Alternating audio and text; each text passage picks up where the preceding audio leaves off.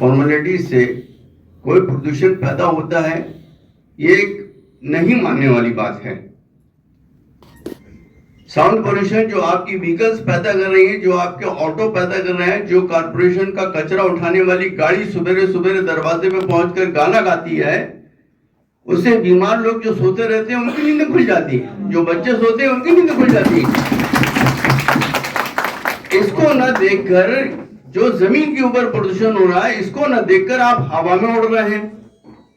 हवा में मत उड़िए और किसी भी कानून को बनाने के लिए इतनी जल्दीबाजी मत कीजिए। पहले बहुत सोचना समझना चाहिए, फिर उसके बाद कोई रेगुलेशन जारी करना चाहिए। और भोपाल से कोई भी रेगुलेशन जारी होता है तो उसके तुरंत बाद नगरीय निकाय की तरफ से रेगुलेशन जारी होता है।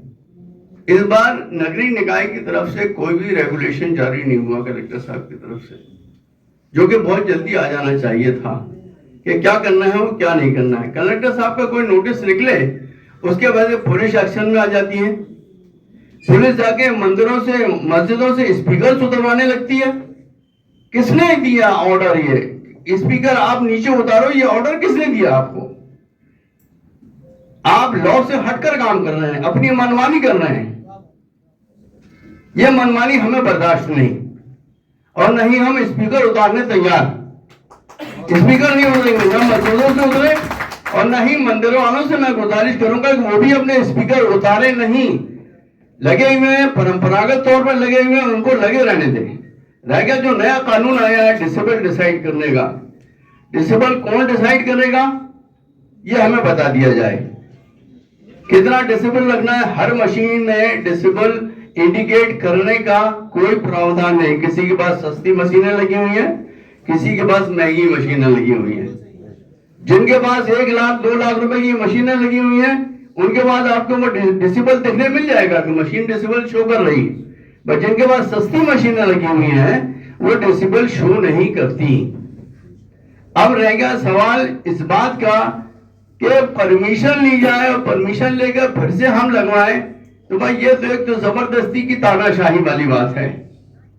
जो चीज परंपरागत तौर पर बरसों से लगी हुई है, उसको आप नए तरीके से निकलवा के बोल रहे हो कि परमिशन लो, परमिशन लेने के बाद आप लगाओ। तो ये तो इबादत गाहों का मामला है। हमारे घर की शादी थोड़ी हो रही है जो हम आपसे परमिशन लें। हमारे घर में किसी का बर्थडे का आयोजन थोड़ी हो रहा है जो हम आपसे परमिशन लें। और डीजे बज रहा है, कोई लिमिट नहीं है डीजे बजने की। जो लोग हार्ट के पेशेंट्स हैं उनसे पूछिए आप कि उसकी जो डीजे की दमच होती है वो हार्ट तक पहुंचती है। एक आदमी की इसी डीजे की वजह से डेथ भी हो चुकी है ठक्कर ग्राम में। लिहाजा मैं कलेक्टर साहब से गुजारिश करूंगा कि अपने दिशा निर्देश जारी करें और पुलिस को मनमानी करने से रोकें। जो गांव गांव पहुंच रही है, आउटर एरिया में पहुंच रही है, जाके स्पीकर उतरवा रही है। स्पीकर उतरवाने का रूल किसने निकाला? किसने ऑर्डर निकाला? आप हमें ऑर्डर दिखा दीजिए कि स्पीकर उतारना है मंदिरों से, मस्जिदों से, गिरजाघरों से, तब उतार लेंगे। हाईकोर्ट का ऑर्डर है आपके पास? अगर ऑर्डर है तो हम बिल्कुल मानने के लिए तैयार, बिल्कुल हम स्पीकर उतार लेंगे। रह गया साउंड कम करने की बात, इससे हम बिल्कुल पूरी तरह से एग्री हैं, पूरी तरह से एग्री हैं। हम साउंड अपना कम कर लेंगे। बेशक हम इस बात को मानते हैं कि कुछ मस्जिद वाले बिल्कुल मनमानी तौर पर अजान देने नहीं खड़े होते बल्कि गाना गाने खड़े हो जाते हैं। बहुत सही, बहुत सही। जो अजान आपकी 2 मिनट में हो सकती है, वो उस अजान को आप 5 मिनट 7 मिनट तक लागू करते हो। ये गलत है, इसमें पाबंदी बहुत जरूरी है।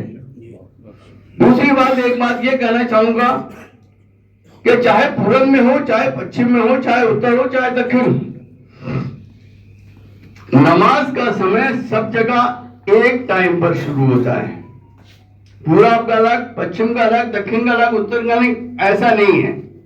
4:10 पर नमाज का टाइम शुरू होना है तो 4 प्रदेश में नमाज पढ़ी जाएगी।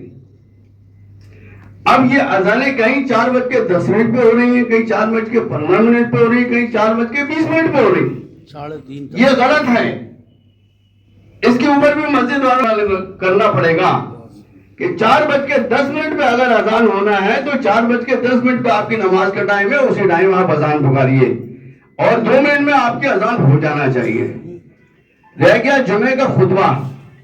जुमे का खुतबा भी माइक पर होता है, ठीक है। जुमे का खुतबा माइक पर होता है, उसमें बहुत से बहुत 10 मिनट लगते हैं। और फजर की नमाज को छोड़कर बाकी चारों नमाजों का जो समय है वो मार्केट समय में आता है। ये इस टाइम किसी के सोने का समय नहीं होता, सोने का समय सिर्फ सुबह का होता है।